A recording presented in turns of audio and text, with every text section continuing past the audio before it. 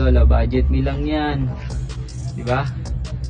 Diyan lang namin dinikit sa chassis yan. Tapos power bank lang din yan. Nandito yan sa loob. Tol, meron kami kakabit ngayon. Ito yung budget meal na Miego Underglow lights. Yan version 2 oh. Diba walang charging pot yan. Kaya walang charging pot. Kasi yung mga ganito kasing underglow light, merong charging pot. Merong ganito.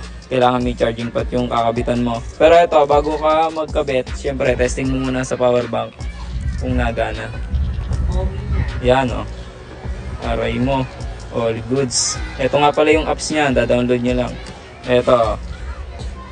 Ayan, tatry nyo muna bago ikabit. Baka kasi hindi nagana. Ayan, nagana naman. Ngayon, ikakabit na namin dito sa version 2. Let's go!